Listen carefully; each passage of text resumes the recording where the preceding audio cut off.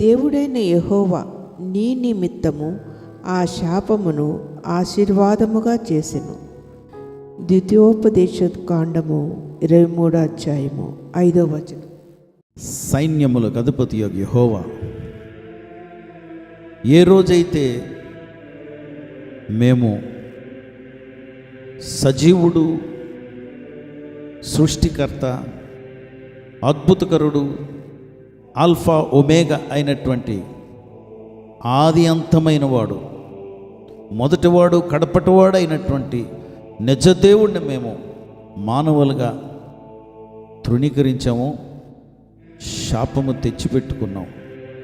ప్రభా, నీ మాట మేము ధిక్కరించాం కనుక ఈ భూమి మీదకి శాపం వచ్చింది.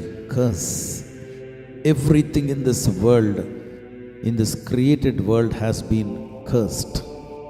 మేము కూడా శాపగ్రస్తులుగా పుట్టాము, శాపగ్రస్తులుగా బ్రతికాము. చేసిన పనులు ఏవి కూడా మంచివి కాదని యథార్థంగా నీ దగ్గర ఒప్పుకుని ఈ శాపము తొలగించాలంటే మంత్రగాళ్ళని కాదు, తంత్రగాళ్ళని కాదు, చెడుపుల చిల్లంగలు కాదు, ఏం చేసినా ఈ శాపము దేవుణ్ణి అంగీకరించలేదు, నిన్ను అంగీకరించలేదు కనుక ఈ శాపమును తొలగించగలిగిన ఏకైక దేవుడు నువ్వే.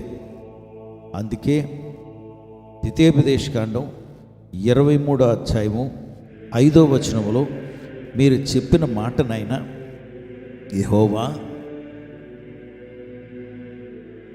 మా మీద శాపమును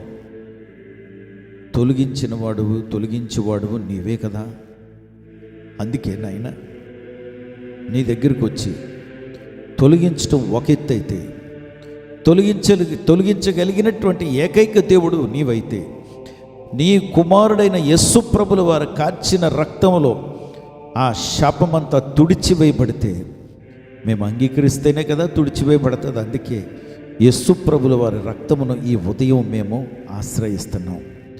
శాపముగా ఉండటం అంటే మేము ఎక్కడికి వెళ్ళినా మేము అనుకున్నది జరగదు, మేము ఎటు వెళ్ళినా దిక్కుతోచకుండా తిరుగుతూ ఉంటాం, తిరుగులాడుతూ ఉంటాం, మేము ఏం చేసినా సక్సెస్ చూడవు, పరీక్షలు రాసిన డింకీలు కొడుతుంటాం, అప్పుల పాలైపోయి మేము అభివృద్ధి చెందకుండా ఏం చేసినా, ఏ కార్యం మొదలుపెట్టినా అది సగంలో ఆగిపోవటము, అది పూర్తి కాకపోవటము అయిపోయి శాపగ్రస్తులుగా బ్రతుకుతున్న ఈ మా జీవితాలని ఉదయం నీ పాదాల దగ్గరికి తెచ్చి ఈ శాపమును ఆశీర్వాదంగా మార్చగలిగిన ఏకైక దేవుడు నువ్వే.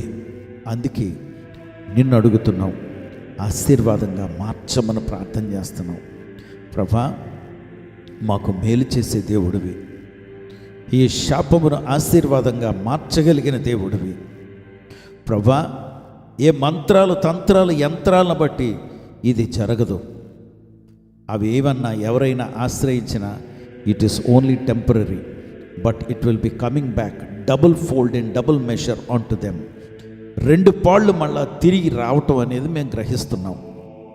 అందుకే ఈరోజు ఉదయం మా మీదున్న శాపమును యేసు ప్రభుల వారు సిలువ మీదకు అప్పచెప్పేసుకుంటూ ఆయన బాహాటముగా వేడుక ఎదుట వాడిని తెచ్చి పట్టి ఎక్స్పోజ్ చేసేశారు.